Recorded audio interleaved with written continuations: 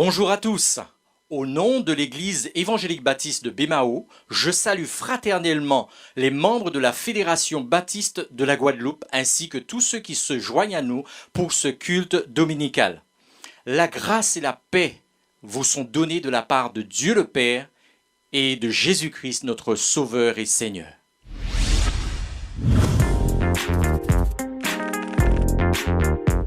Je vous invite à la prière. Père trois fois saint, que tu bénisses ce temps de culte. Nos cœurs sont ouverts devant toi. Tous nos désirs te sont connus. Aucun secret ne t'est caché. Purifie nos cœurs et nos pensées et remplis-nous de ton Esprit Saint, afin que nous puissions t'adorer, te célébrer. Donne-nous d'être disponibles à ton message, d'accueillir ton Esprit Saint et de glorifier ton Fils, Jésus-Christ.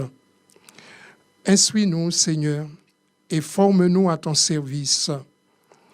Que chacun trouve en ce jour, dans ta présence, la paix, l'amour, la joie et ton salut.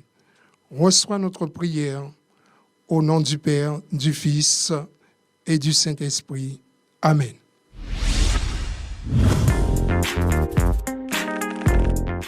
Psaume 96, versets 10 à 13. Dites parmi les nations, l'Éternel règne. Aussi le monde est ferme, il ne chancelle pas. L'Éternel juge les peuples avec droiture. Que les cieux se réjouissent et que la terre soit dans l'allégresse. Que la mer retentisse avec tout ce qu'il contient. Que la campagne s'égaie avec tout ce qu'elle renferme. Que tous les arbres des forêts poussent des cris de joie devant l'Éternel. Car il vient, oui, il vient pour juger la terre. Il jugera le monde avec justice et les peuples selon sa fidélité.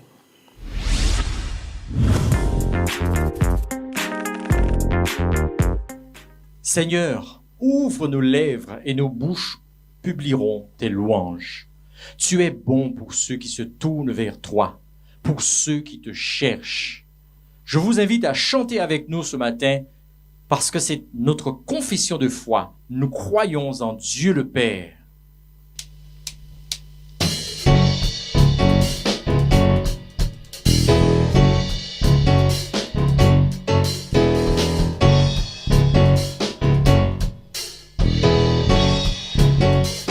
Ensemble, chantons.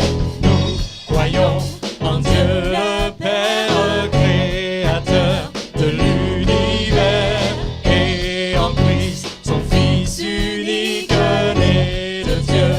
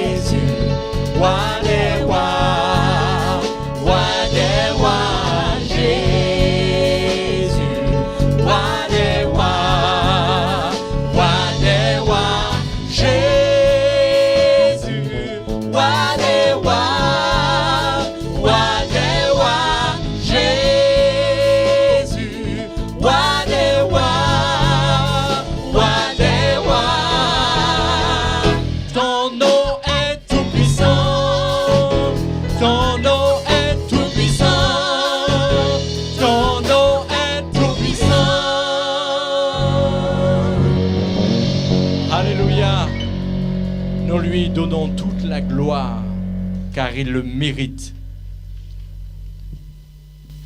Laissons-nous ce matin être encouragés par les paroles de l'apôtre Paul, qui à l'époque se trouvait en prison. Et dans son épître aux Philippiens, au chapitre 4, à partir du verset 4 jusqu'au verset 5, il dit ceci: « Réjouissez-vous toujours dans le Seigneur. Je le répète, réjouissez-vous. Que votre douceur soit connue de tous les hommes. Le Seigneur est proche. » Oui, pour le don de ta vie, pour ta bonté, pour ta bienveillance, pour ta main qui nous conduit et pour les signes de ton retour, nous te louons et nous t'élevons de tout notre cœur. Élève-toi, ô notre Dieu, que ton règne vienne sur la terre.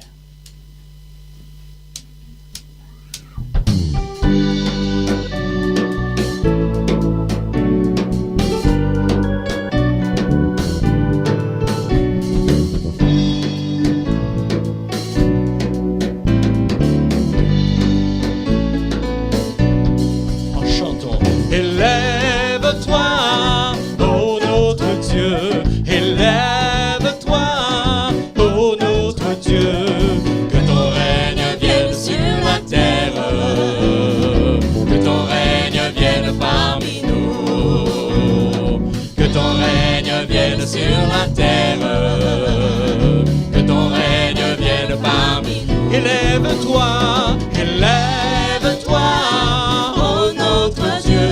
Élève-toi, ô notre Dieu. Que ton règne vienne sur la terre, que ton règne vienne parmi nous. Que ton règne vienne sur la terre, que ton règne vienne parmi nous. J'éclaterai en chant de triomphe à la tête des grandes nations. Je publierai tes hauts faits, ta gloire, pour l'honneur de ton nom. Élève-toi, ô notre Dieu. Élève-toi, ô notre Dieu. Que ton règne vienne sur la terre, que ton règne vienne parmi nous. Que ton règne vienne sur la terre, que ton règne vienne parmi nous. Je t'élèverai parmi les peuples, en proclamant haut ta sainteté. Races et tribus de toute la terre te loueront à jamais. Élève-toi, ô notre Dieu. Élève-toi, ô notre Dieu. Que ton règne vienne sur la terre, que ton règne vienne parmi nous. Que ton règne vienne sur la terre, que ton règne vienne parmi nous. Pourquoi les nations se moqueraient-elles en disant mais où est donc leur Dieu?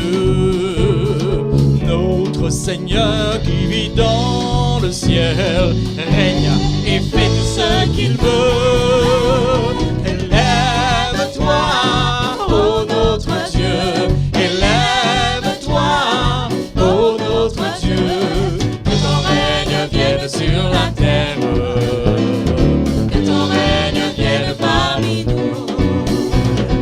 Que ton règne vienne sur la terre, que ton règne vienne parmi nous. Élève-toi, élève-toi, ô notre Dieu. Élève-toi, ô notre Dieu.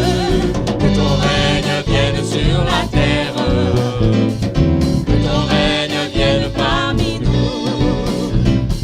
Que ton règne vienne sur la terre, que ton règne vienne parmi nous.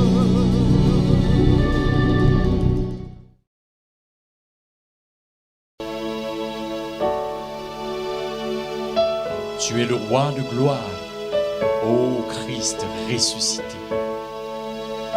Ce matin, reçois toute notre reconnaissance et notre adoration. Nous te louons, Seigneur, car tu es au-dessus de tout. Le roi éternel. Merci, Seigneur.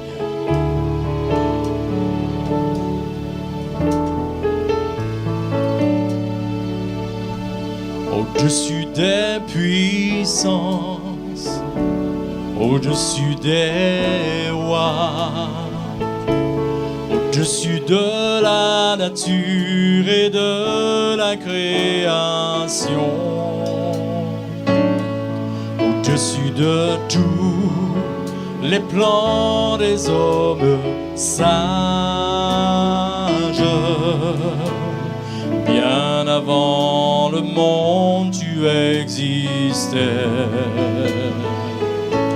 au-dessus des royaumes, au-dessus des trônes, au-dessus des merveilles que ce monde a connues, par-dessus tous les trésors de la terre, rien ne peut mesurer ta valeur.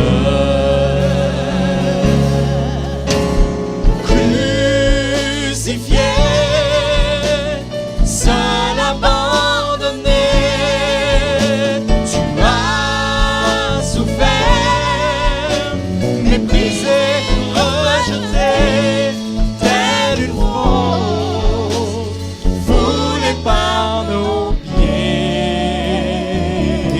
Tu m'as sauvé, tu m'as aimé, par-dessus tout. Au-dessus des puissances, au-dessus des puissances, au-dessus des rois, au-dessus de la nature et de la création, au-dessus de tous les plans des hommes sages, bien avant le monde tu existais, au-dessus des royaumes, au-dessus des trônes, au-dessus des merveilles que ce monde a connues,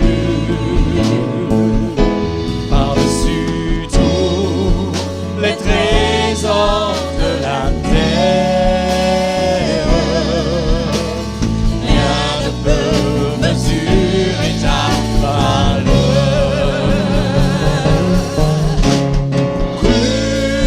Crucifié, seul abandonné, tu as souffert, méprisé, rejeté, tel une rose foulée par nos pieds. Tu m'as sauvé, tu m'as aimé, par-dessus tout. Crucifié, seul abandonné, tu as souffert, méprisé, rejeté, tel une rose foulée par nos pieds. Tu m'as sauvé, tu m'as aimé, tu m'as sauvé, tu m'as aimé, tu m'as sauvé, tu m'as aimé, par-dessus tout.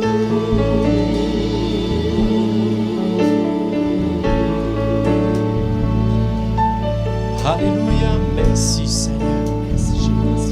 ton amour manifesté à la croix. Merci Seigneur pour ce que tu fais chaque jour dans nos cœurs, dans nos vies. Merci Seigneur. À toi la gloire, à toi l'honneur, la puissance, la louange au siècle des siècles. Merci Seigneur.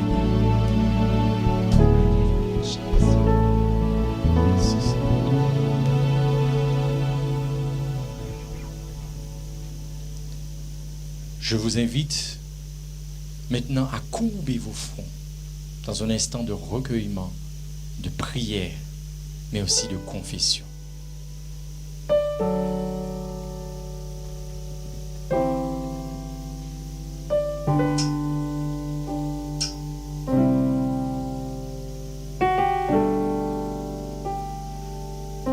Père, émerveillé devant tant d'amour manifesté à la croix, humblement nous te prions.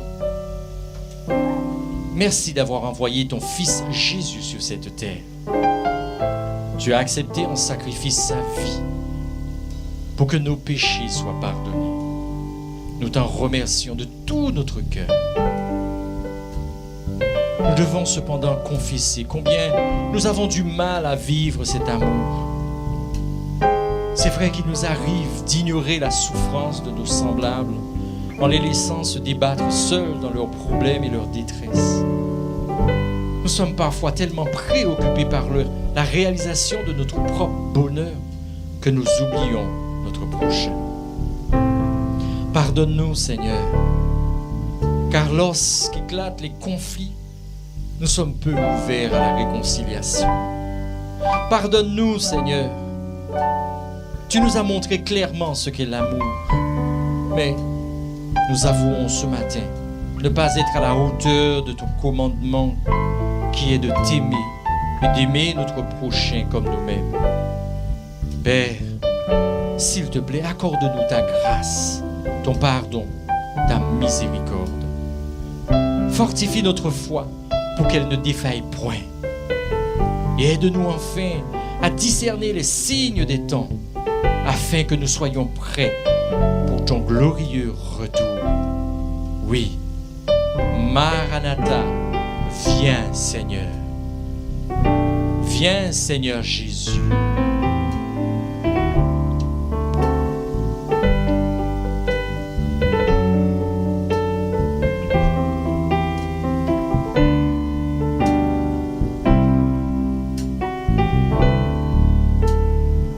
Libre de nos chaînes.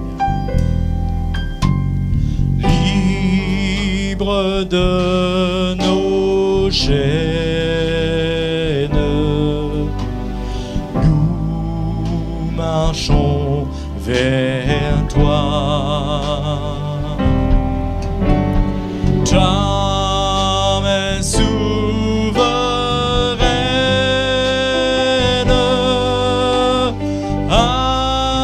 affermit nos pas. Armée de lumière,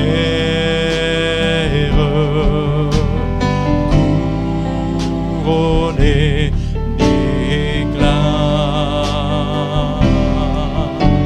soyons sur la terre, messagers de joie.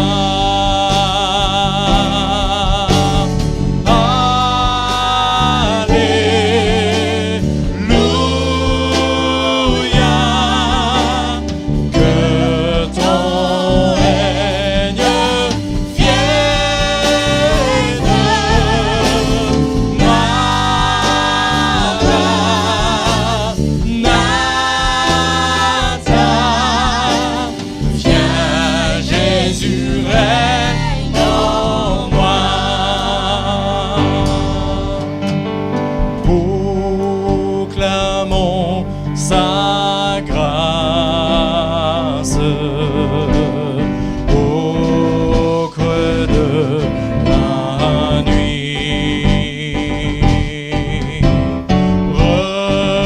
Recherchons sa face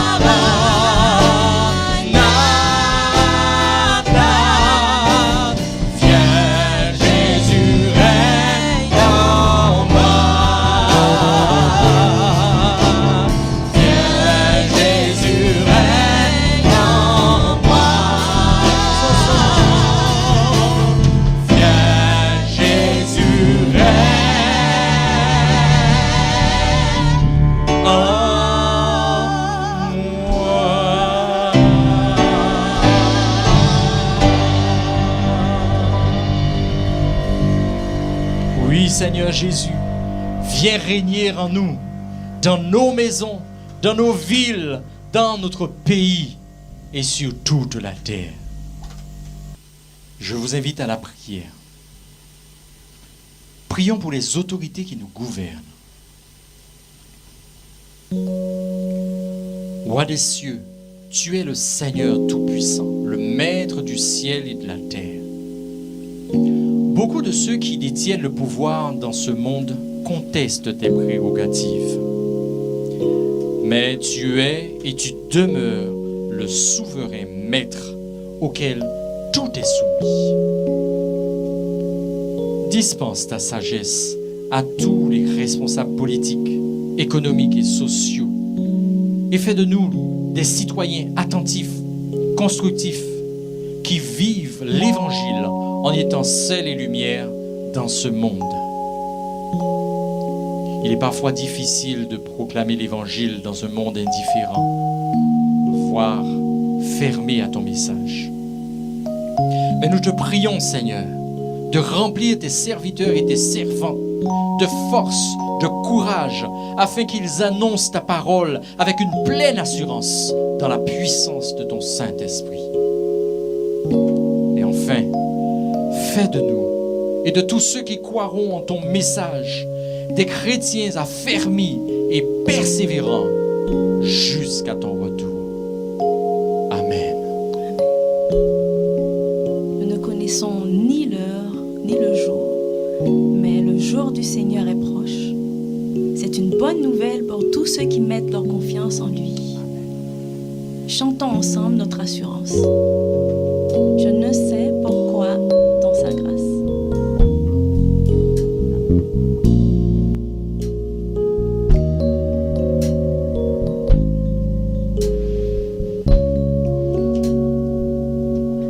Je ne sais pourquoi dans sa grâce, Jésus m'a tant aimé. Pourquoi par son sang il efface ma dette, mon péché. Mais je sais qu'en lui j'ai la vie, il m'a sauvé dans son amour et gardé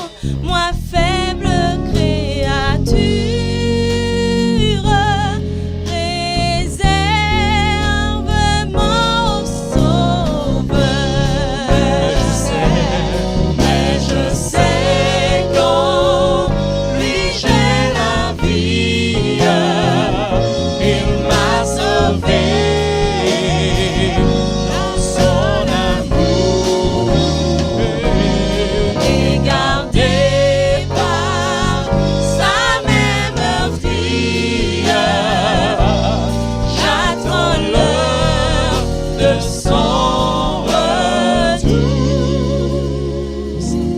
Je ne sais quand de la victoire, l'heure enfin sonnera. Quand l'agneau l'époux dans sa gloire, avec lui me prendra. Mais je sais quand lui j'ai la vie, il m'a sauvé dans son amour et gardé par sa main meurtrière. J'attends l'heure de son retour, Mais je sais, lui j'ai la vie, il m'a sauvé dans son amour et gardé par sa main meurtrière. j'attends l'heure de son retour. J'attends l'heure de son retour. Oui, j'attends l'heure de son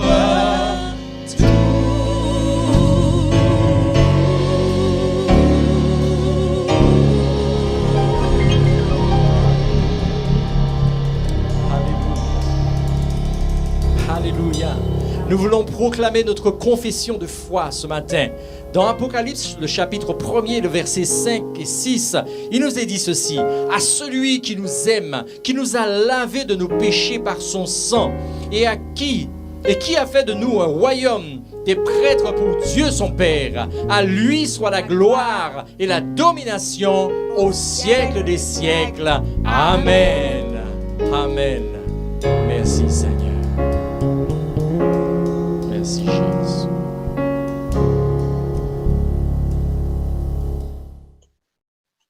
Frères et sœurs, en cette période de crise et de crise intense, je voudrais nous encourager à la persévérance. Ce n'est pas le moment de nous décourager, ce n'est pas le moment de nous démobiliser, mais c'est plutôt le moment de nous rapprocher encore plus de notre Seigneur. Et c'est aussi le moment de nous rappeler notre espérance à nous chrétiens, à savoir le retour de notre Seigneur Jésus-Christ. Et j'aimerais méditer avec vous ce matin sur ce thème du retour de Jésus-Christ à l'aide d'un texte qui se trouve dans la deuxième épître de Pierre au chapitre 3. 2 Pierre, chapitre 3. Je vous invite à écouter la lecture de ce texte.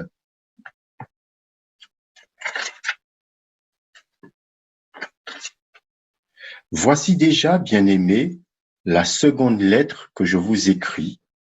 Dans l'une et dans l'autre, je cherche à éveiller par des avertissements votre saine intelligence, afin que vous vous souveniez des choses annoncées d'avance par les saints prophètes et du commandement du Seigneur et Sauveur enseigné par vos apôtres.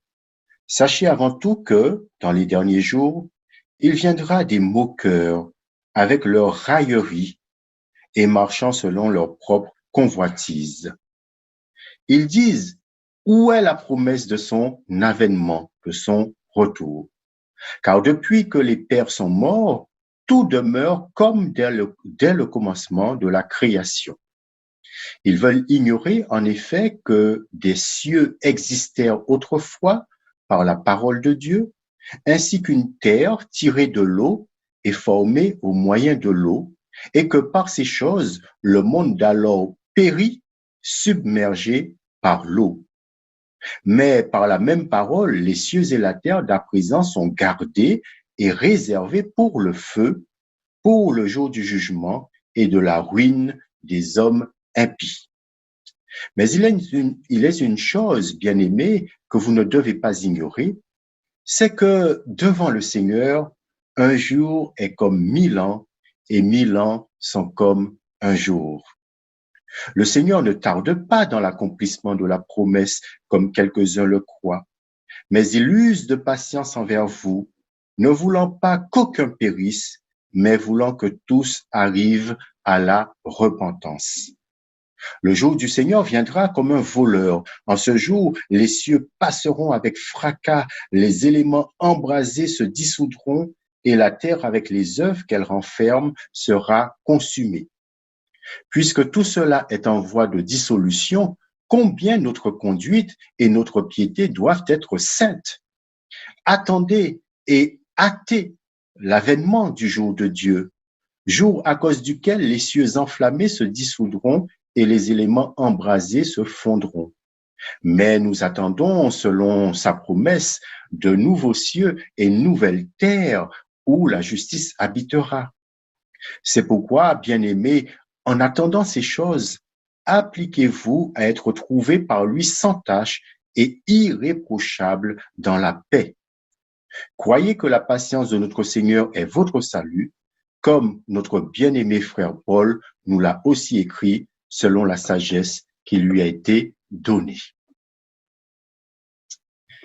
Dans la prière que le Seigneur Jésus nous a laissée, le Notre Père, il y a une requête qui rappelle quelle est l'espérance chrétienne, et c'est la formule « que ton règne vienne ».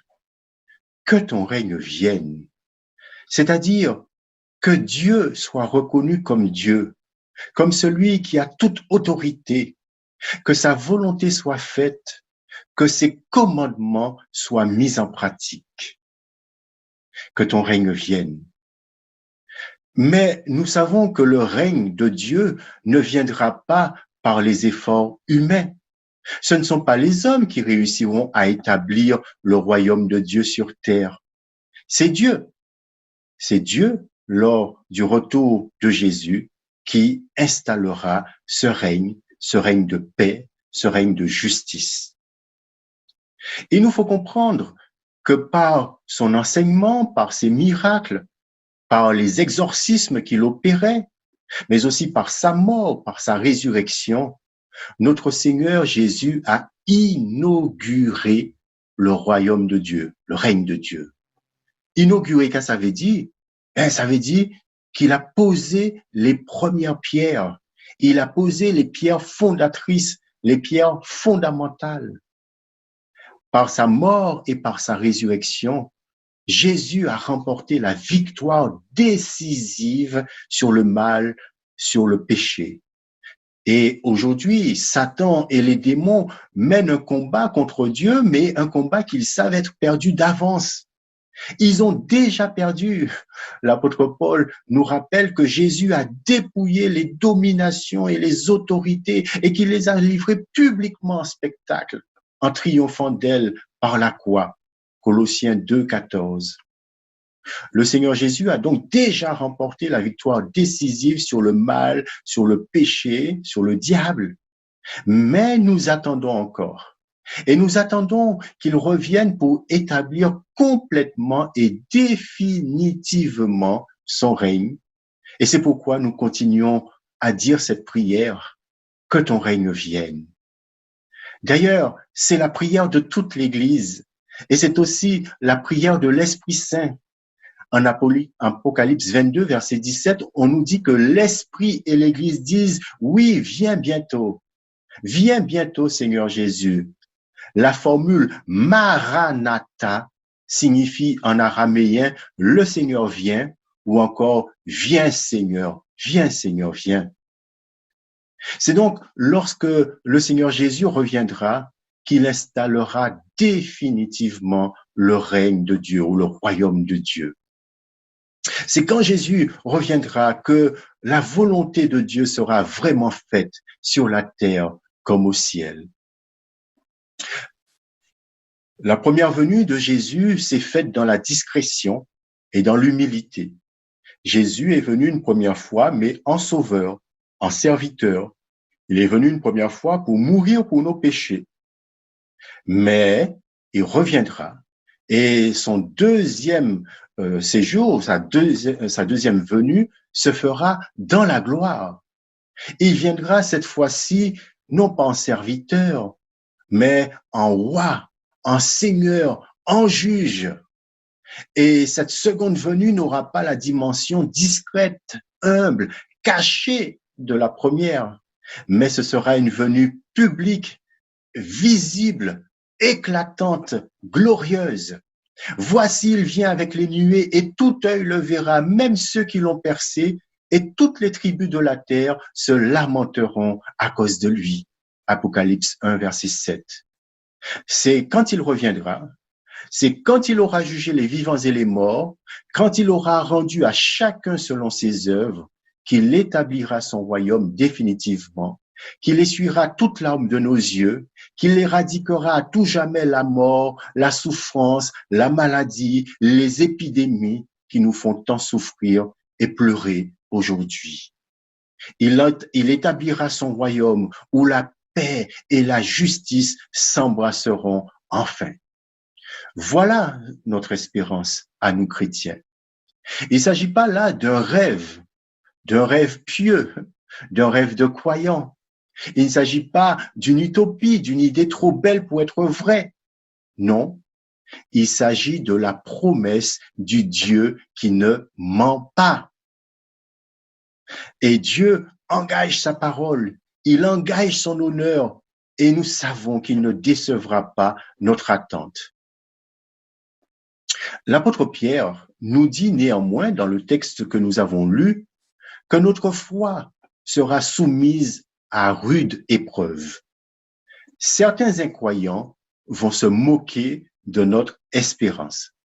Dans les versets 3 à 4, Pierre nous prévient que dans les derniers jours, il y aura des moqueurs avec des railleries qui diront « Mais où est la promesse de son retour, de sa venue ?» Car depuis que les pères sont morts, tout demeure dans le même état qu'au début de la création. Où est la promesse de sa venue, disent les sceptiques, disent les railleurs, disent les moqueurs. On trouve souvent ce genre de questions adressées aux croyants dans toute la Bible. Psaume 42, verset 3, Psaume 79, verset 10, les païens disent « Où est votre Dieu ?» Oti bondi azot, qu'est-ce qu'a fait? Où est le Dieu de la justice? Demandent les hommes méchants du temps du prophète Malachie. Malachie 2,7. Et les ennemis de Jérémie lui disent, mais où est la parole du Seigneur? Psaume 17, Jérémie 17, verset 15. Ces questions ont pour but de déstabiliser les croyants, de semer le doute dans leur esprit et aussi de tourner en dérision leur espérance. Au verset 4, l'apôtre Pierre signale deux arguments qu'utilisent les adversaires pour troubler les chrétiens. Le premier argument, c'est que cela fait tellement longtemps que la promesse a été faite. Ils font remarquer qu'il y a si longtemps que le Seigneur a promis qu'il revient et il y a tellement de retard dans l'accomplissement de cette promesse, si bien qu'il faut conclure que cela n'arrivera plus. Voilà l'argument des adversaires, l'argument du retard. Cela fait tellement longtemps que l'on dit que Jésus revient bientôt qu'on commence à être fatigué avec cela et que l'on n'y croit plus. Et pourtant, Pierre écrit cette lettre aux environs des années 66 après Jésus-Christ. Alors, que diraient les adversaires d'aujourd'hui? 2000 ans après, 2000 ans se sont écoulés depuis. Premier argument, donc, c'est le retard. Deuxième argument que les adversaires avancent, c'est que les pères sont morts et que le monde n'a pas changé. C'est le même monde qui continue. Les choses sont telles qu'au début de la création, toujours les mêmes choses, maladies, guerre, famine au niveau de la société, mais l'univers est toujours le même, l'univers est stable, l'univers n'a pas changé. Autrement dit, c'est une façon de dire que c'est pas vrai. Dieu n'intervient pas dans les affaires du monde. Dieu n'agit pas dans le monde. Il n'y a eu aucun changement depuis la création du monde et il ne faut donc espérer aucun changement, aucune intervention de Dieu d'envergure dans le monde. L'apôtre Pierre va répondre à ces contradicteurs. Et il commence au verset 5 à 7 par le second argument, l'argument de l'éternité du monde, de la stabilité de l'univers. Et il fait remarquer que non, les choses ne sont pas si stables que cela. Il y a déjà eu des bouleversements considérables. Dieu est déjà intervenu dans l'histoire de ce monde. Dieu a déjà apporté son jugement dans le monde et il choisit de parler du déluge à ses lecteurs. Autrefois, le monde a été frappé par le déluge. Cela montre bien qu'il y a déjà eu des jugements d'envergure de la part de Dieu. Et Pierre dit à ses opposants que s'il y a eu un jugement par le déluge et que la terre a été submergée par l'eau autrefois, eh bien, cela ne paraît pas étrange de dire qu'il y aura un autre jugement lors du retour de Jésus et que cette fois-ci, la terre sera purifiée par le feu. Donc l'apôtre Pierre montre que non, Dieu est déjà intervenu dans l'histoire de ce monde par le jugement et qu'il interviendra de nouveau. Et si Pierre choisit cet épisode du déluge, nous le verrons, c'est surtout pour appeler à la repentance ses contradicteurs. Ça, c'était le deuxième argument. Et quant au premier argument, à savoir que ça fait si longtemps que l'on dit que Jésus vient bientôt, Pierre répond en avançant deux éléments, deux considérations, deux arguments, versets 8 et 9. Le premier argument de Pierre, c'est que finalement, il faut voir le temps comme Dieu le voit. Il cite le psaume 90, verset 4. Pour Dieu, un jour, c'est comme 1000 ans, et 1000 ans comme un jour. Et l'apôtre Pierre dit en quelque sorte, oui, c'est vrai qu'à l'échelle humaine, 2000 ans déjà écoulés depuis que Jésus a fait la promesse, ça semble long. Oui, c'est vrai, du point de vue humain, mais du point de vue de l'éternité, du point de vue du Dieu éternel, ce n'est finalement pas grand-chose. Donc, il ne faut pas être troublé par cet argument de la durée. Et l'apôtre Pierre va fournir aussi un deuxième argument. Il va nous dire, en fait, ce n'est pas que Dieu tarde, ce n'est pas que Dieu ne tient pas ses promesses, mais il faut voir ce délai comme un signe de la patience de Dieu. Fondamentalement, le souhait de Dieu, c'est que les hommes se repentent, c'est que les hommes se convertissent, c'est que les hommes se détournent de leurs péchés, c'est que les hommes mettent leur foi en lui et le servent. Il donne à chacun une chance de se convertir. Et le temps de la patience de Dieu, c'est finalement une opportunité qui est donnée à tout homme de se convertir. Et si Jésus n'est pas encore revenu jusqu'à maintenant, ce n'est pas à cause de la faiblesse de Dieu, ce n'est pas à cause du laxisme de Dieu, ce n'est pas un oubli de sa part, mais c'est à cause de sa patience, c'est à cause de sa grâce, c'est à cause de sa miséricorde. Il attend que toutes les brebis entrent dans la bergerie. Il donne encore un délai aux hommes pour qu'ils se convertissent. Et donc Pierre dit aux contradicteurs, au lieu de vous moquer, au lieu de dire que cette promesse de Dieu est fausse, saisissez l'opportunité, repentez-vous plutôt, convertissez-vous plutôt, changez de vie, car Dieu patiente, Dieu vous laisse encore un peu de temps, mais la patience de Dieu a ses limites. Dieu ne patientera pas indéfiniment. Un jour, il sera trop tard. Un jour, il sera trop tard pour se convertir, trop tard pour entrer dans la bergerie. Ce sera comme au jour de Noé, quand le déluge est venu, quand les eaux ont commencé à monter, eh bien, les contemporains de Noé auraient bien voulu entrer à ce moment-là dans l'arche. Mais c'était trop tard. La porte de l'arche avait été fermée et le texte de la Genèse nous dit que c'est Dieu lui-même qui a fermé la porte de l'arche. Et Pierre s'adresse aussi aux croyants. Et il leur fait remarquer au verset 12 que l'on peut précipiter, que l'on peut hâter le retour du Seigneur. Cela semble surprenant ce qu'il dit. Vous pouvez hâter la venue de notre Seigneur. Comment? Eh bien, on le fait par notre obéissance et par notre engagement dans l'évangélisation. C'est-à-dire qu'en apportant la bonne nouvelle, en évangélisant, on donne l'occasion à des hommes et des femmes d'entendre l'évangile, d'entendre la bonne nouvelle et de se convertir. Et nous nous rappelons que Jésus a dit dans l'évangile selon Matthieu, chapitre 24, que c'est lorsque la bonne nouvelle sera prêchée aux extrémités de la terre qu'il reviendra. Alors donc, c'est notre responsabilité d'attendre, mais aussi de précipiter, nous dit l'apôtre Pierre, ce retour de Jésus en apportant la bonne nouvelle. Mais il s'agit bien sûr de porter cette bonne nouvelle avec discernement, avec tact, avec intelligence spirituelle, avec à-propos spirituel.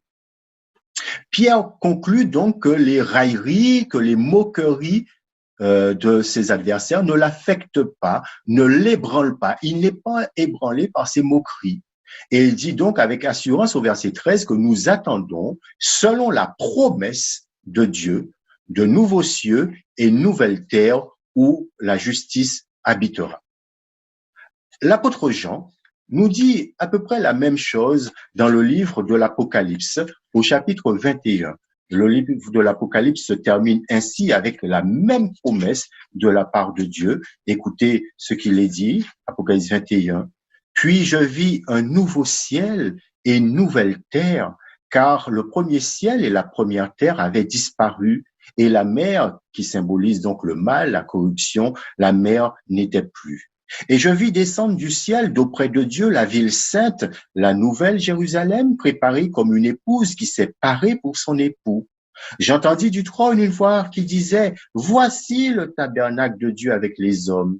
Il habitera avec eux et ils seront son peuple, et Dieu lui-même sera avec eux. Il essuiera toute larme de leurs yeux et la mort ne sera plus. Il n'y aura plus ni deuil, ni cri, ni douleur, car les premières choses ont disparu. » Et celui qui était assis sur le trône dit, « Voici, je fais toutes choses nouvelles. » Et il dit, « Écris, car ces paroles sont certaines et véritables. » Donc l'apôtre Pierre, en accord avec l'apôtre Jean, nous parle de ce règne de Dieu, de ce ciel nouveau, de cette terre nouvelle où la justice habitera. Mais Pierre ne s'arrête pas là. Il conclut au verset 14, « En attendant tout cela, appliquez-vous à être trouvé par lui sans tache et irréprochable dans la paix. » Autrement dit, il encourage les chrétiens à travailler à leur sanctification. Il s'agit d'attendre le Seigneur, mais non pas les bras croisés, mais en travaillant en particulier à leur sanctification. Le retour du Seigneur, c'est notre espérance. Notre espérance dans un monde troublé, dans un monde difficile.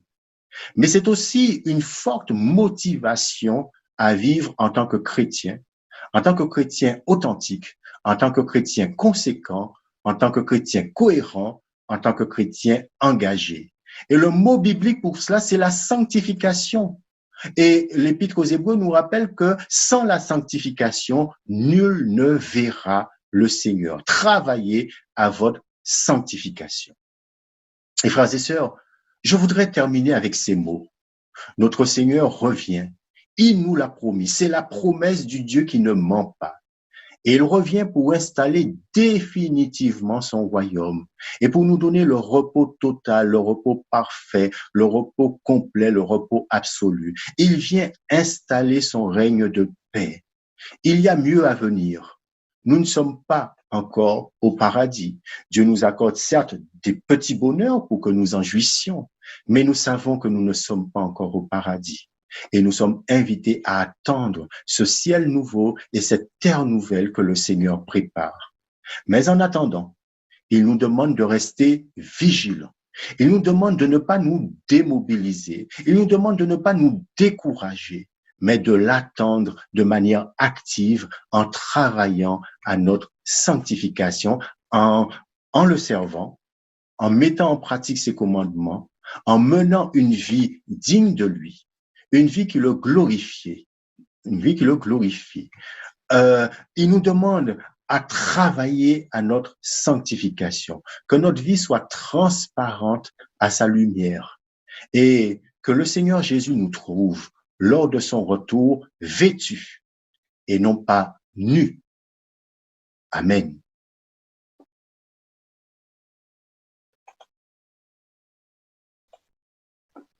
Je vous invite à la prière. Seigneur notre Dieu, nous voulons te rendre grâce pour l'espérance que tu nous donnes, l'espérance de ton retour, l'espérance d'un règne de paix et de justice, l'espérance d'une terre nouvelle et d'un ciel nouveau où la justice régnera réellement. Merci pour cette espérance, Seigneur, qui nous fait vivre et qui est pour nous le moteur de notre vie.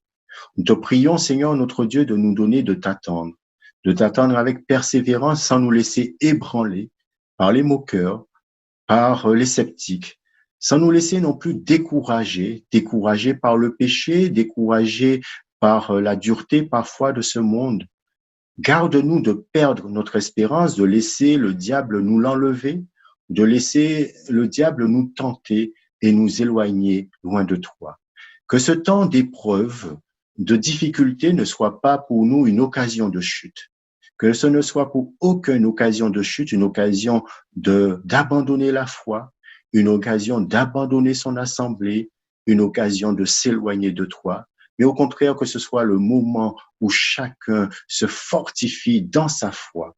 Oui, Seigneur notre Dieu, donne-nous de t'attendre avec persévérance et donne-nous, Seigneur, surtout, comme nous dit l'apôtre Pierre, de précipiter ta venue en annonçant cette bonne nouvelle à nos amis, à nos connaissances et surtout aussi en nous sanctifiant, en travaillant à notre sanctification.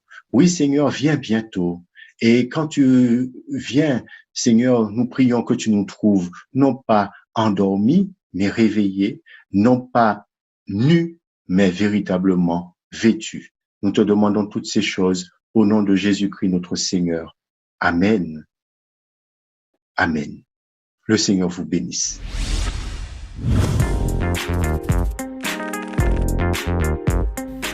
Mes chers frères et sœurs, notre culte s'achève ici. Sachez que notre épreuve, elle peut paraître interminable, mais comparée à l'éternité dans la présence glorieuse de notre Seigneur et Sauveur Jésus-Christ, ce n'est qu'un peu de temps. Gardons en nos cœurs ces paroles. Le Dieu de toute grâce vous a appelé en Jésus-Christ à sa gloire éternelle. Après que vous aurez souffert un peu de temps, il vous rétablira lui-même, vous affermira, vous fortifiera, vous rendra inébranlable. À lui soit la gloire et la puissance au siècle des siècles. Amen. Que Dieu vous bénisse.